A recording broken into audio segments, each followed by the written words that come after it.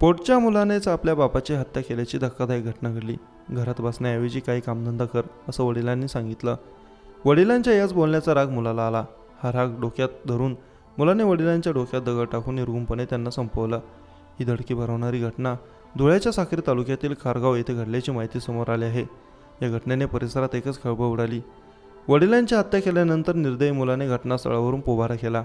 त्यानंतर परिसरातील नागरिकांनी ही घटना कळताच या घटनेची माहिती पिंपळनेर पोलिसांना देण्यात आली. पोलिसांनी तत्काळ घटनास्थळी धाव घेतली आणि तपास यंत्रणेच्या माध्यमातून तपास सुरू केला. त्याचबरोबर खुनी मुलाच्या तपासासाठी देखील शोध पथके तैनात करण्यात आली आहे. लवकरात लवकर या मारेकरी मुलाचा शोध लावून त्याच्या मुसक्या आवळण्यास येतील असा विश्वास पोलीस अधिकाऱ्यांतर्फे व्यक्त करण्यात येत आहे. बापू पांड्या कुवर असं मृत 53 वर्षीय वडिलांचं नाव. ते शेती काम करत होते.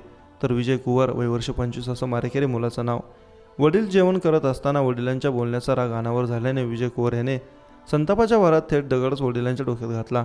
या घटनेत बापू पांड्या हे रक्ताच्या थारोळ्यात पडले. त्यांना रक्ताच्या थारोळ्यात तसेच सोडून विजय कुवर यांनी घटनास्थळावरून पळ काढला. घटनेची माहिती मिळताच पिंपळनेर पोलीस ठाण्याचे अधिकारी कर्मचारी घटनास्थळी दाखल झाले. त्यांनी घटनास्थळाची पाहणी करून बापू कुवर यांचा मृतदेह शवविच्छेदनासाठी पिंपळनेर रुग्णालयात पाठवला. दरम्यान मुलगा विजय कुवर हा चिडखोर स्वभावाचा असून त्याच्या डोक्यात परिणाम झाल्याचं सांगण्यात येत आहे. या घटनेनंतर तो पसार झाला असून पोलीस त्याचा शोध घेत आहेत. एकुलत्या एक मुलाने वडिलांचा खून केल्याने तालुक्यात हळहळ व्यक्त होत आहे.